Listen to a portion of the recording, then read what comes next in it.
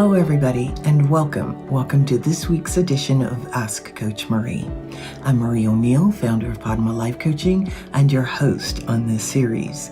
This is the place where you ask a question and I give my unique opinion as a life renewal coach, astrologer, and past life regression facilitator.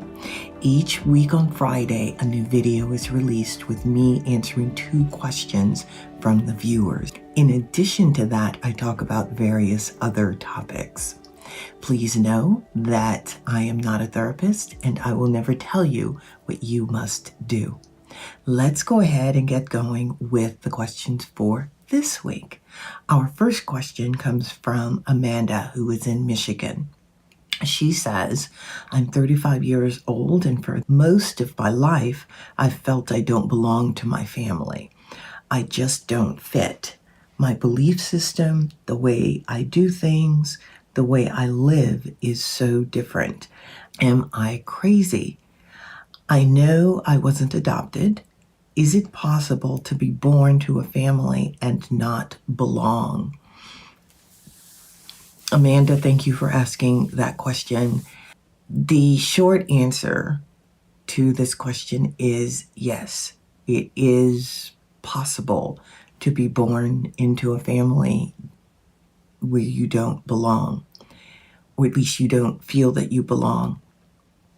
Now, there are soul groups, and a soul group is people or souls that have incarnated over and over and over again together. Soul groups a lot of times will incarnate over and over again together. You'll get families that are a part of the same soul group. And sometimes you even have friends of family who are a part of that soul group, and you'll find that they get along really well. Now, there are times, and actually all of us do this from, in one lifetime or another, we decide that we want to have certain experiences. We want to have those experiences outside of the soul group with other soul groups, because honestly, this is how we grow. We don't necessarily grow to our fullest potential staying inside of a particular soul group that we belong to. So we have friends, we have people that we work with, we have acquaintances, we have people who are from various other soul groups that we interact with. We can choose to be born into another soul group for learning purposes, and that's why we do it. There are times when you're born into a family and you've chosen to do it, of course, but you're so different, and it can be challenging to find common ground. Know that you're there to teach them and they are there to teach you, whatever that lesson is. If you are in a family and you're just not getting along, then if you can have some type of family therapy, that would certainly help. You want to figure out what it is you're actually learning. And you want to figure out what the gifts are in that family. And that's what you want to focus on. You want to focus on the gifts of the family versus the issues of not getting along.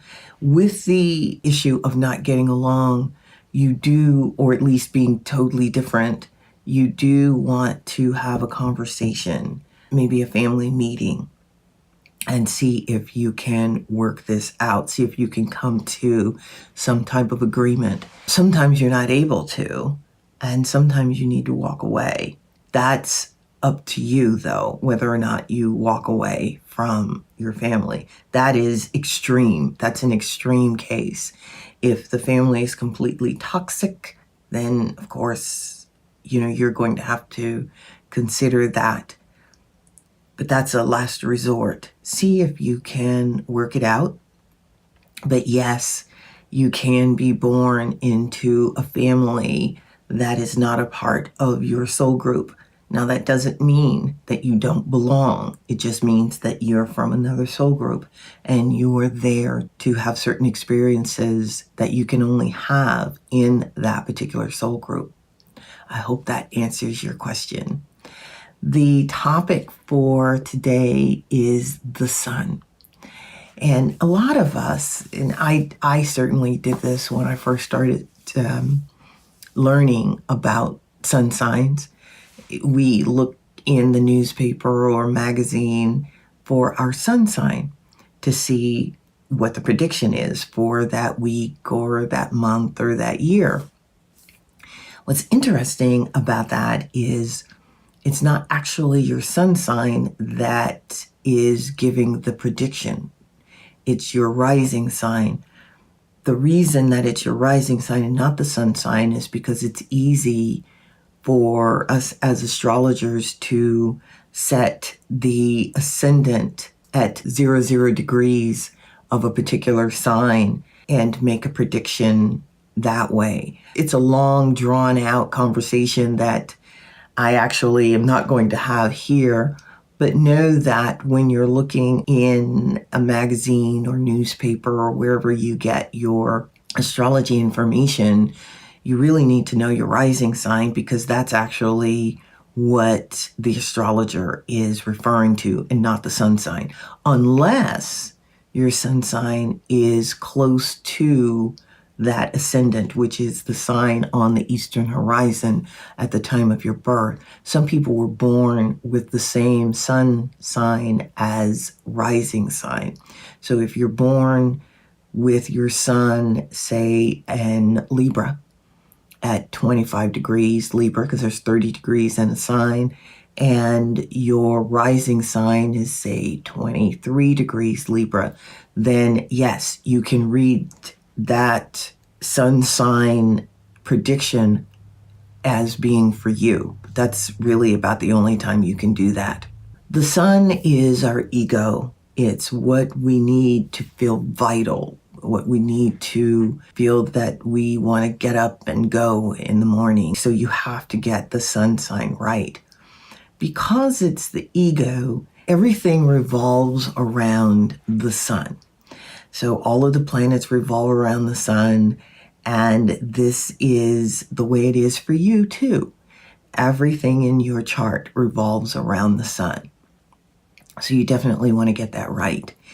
In the esoteric tradition, of course, the sun is the personality, and you still have a soul intention, which means that the sun is supposed to do the bidding of the soul rather than the soul doing the bidding of the personality. You see, you've got the personality and you've got the soul. And the whole point is for the personality to do the bidding of the soul rather than vice versa. That's difficult. It does happen though. With the sun, you have an opportunity to just shine your light regardless of what's going on with you. You just shine your light. Now, there are some people who have the desire to want other people to see them. That is also the sun.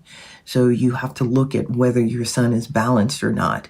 If you are looking to be seen, if you're looking to be on stage just because you want to be seen or be the center of attention, well, that is an out of balance sun. It's an out of balance ego.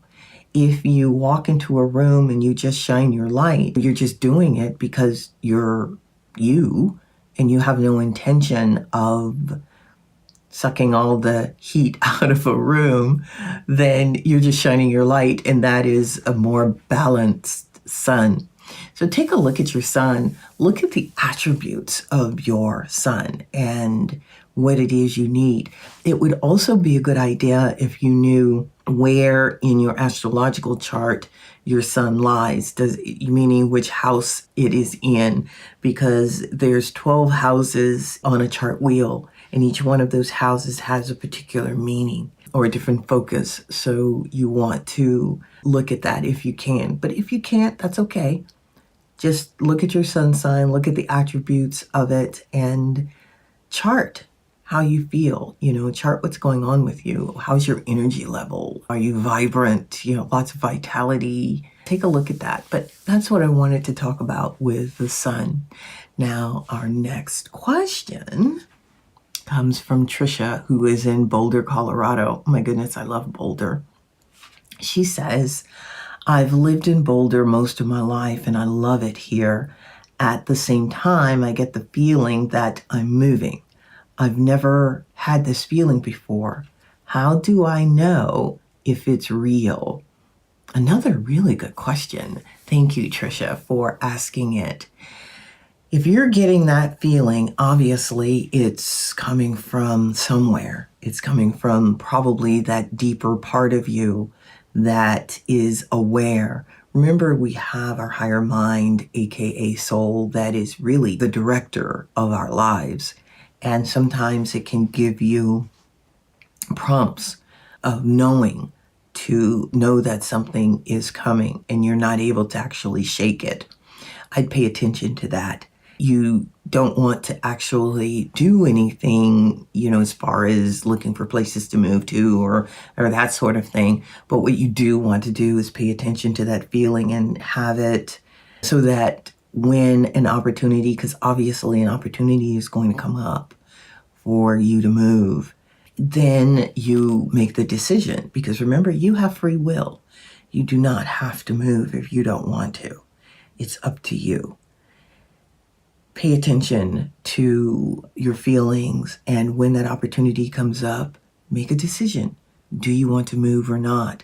You're not crazy. You're just being given a bit of insider information, which means that your intuition must be operating in a very good way for you to get that knowing. We all have intuition, we all have instincts, and this is a base natural to us.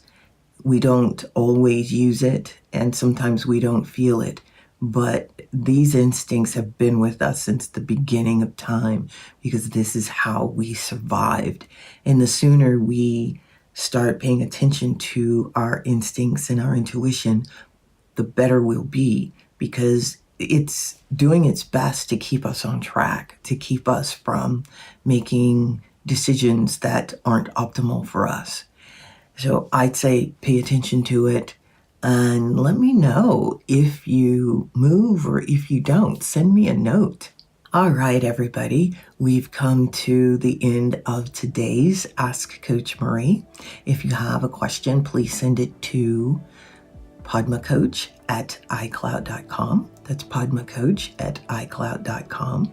Now, I have a virtual healing retreat that I am producing.